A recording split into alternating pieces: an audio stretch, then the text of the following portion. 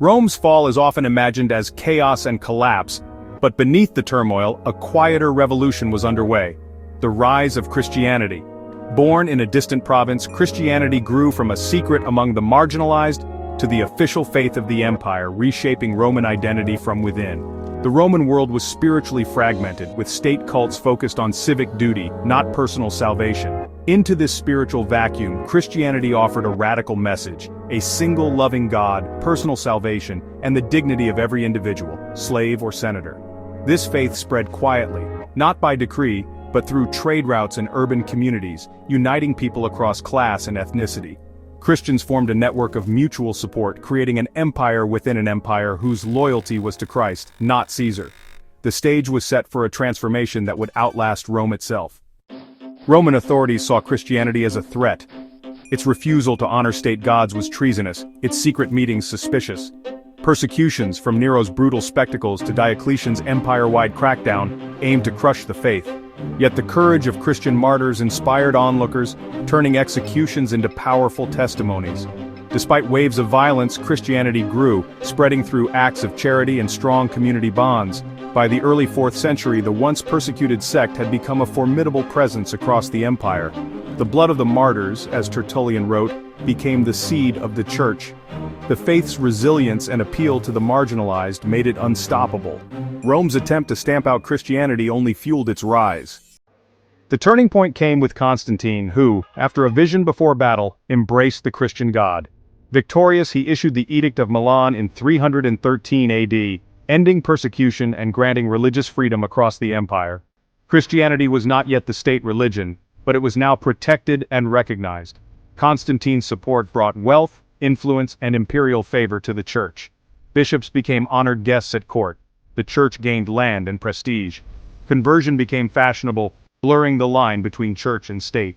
The emperor began intervening in religious disputes, using secular power to enforce orthodoxy. The persecuted church was on the verge of becoming a powerful institution. Christianity's alliance with imperial power would reshape both faith and empire. Constantine's dream of unity faced a crisis. Christians were divided by fierce theological disputes, especially over Arianism.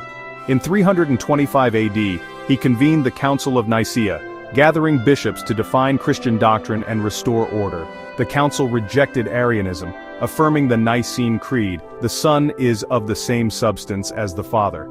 This established a unified theological foundation and set a precedent for resolving doctrine through councils. The emperor's role as arbiter blurred the line between church and state, making heresy a political issue. Secular power now enforced religious dogma, intertwining faith and imperial authority. The church gained unity, but at the cost of independence. Nicaea marked the birth of a Christian empire, with the emperor as its guardian. The soul of Rome was being recast in Christian terms. As Christianity rose, the Western Empire decayed from within. Political chaos, economic crisis, and social upheaval hollowed it out. Barbarian invasions were symptoms, not causes, of a weakened state plagued by civil wars, corruption, and a shifting center of power to the east. Economic collapse followed. Taxes soared, currency debased, trade faltered, and cities shrank. Many peasants became serf-like tenants, foreshadowing feudalism. Some blamed Christianity for weakening Rome's martial spirit and draining resources, but this view oversimplifies the decline. The Eastern Empire, even more Christian, survived for centuries. Christianity's role was complex, both a source of unity and a challenge to old Roman values. The empire's fall was a slow unraveling, not a sudden catastrophe. The transformation underway was as much spiritual as political. 476 AD marks the traditional end of the Western Roman Empire, when the last emperor, Romulus Augustulus, was quietly deposed by Odoacer. This event was less a dramatic collapse than the final recognition of a long-standing reality. The empire had already fragmented. Germanic kingdoms had taken over former Roman lands, often adopting Roman customs and Christianity. The so-called barbarian invasions were complex migrations, not mindless destruction. The sack of Rome by Alaric was driven by negotiation failures, not pure violence. The fall was a gradual transformation. Roman structures dissolved, replaced by localized kingdoms and new legal systems. The urban world gave way to rural society, but one institution endured: the Christian Church. The Church emerged stronger, providing continuity amid chaos. Rome's legacy lived on, not in emperors but in faith. As the Western Empire crumbled, the Christian Church stepped into the power vacuum, inheriting Rome's mantle of authority. Bishops, often from the elite, became community leaders, organizing aid, mediating disputes, and negotiating with invaders. The Church's structure mirrored the empires, with dioceses and provinces overseen by bishops and archbishops.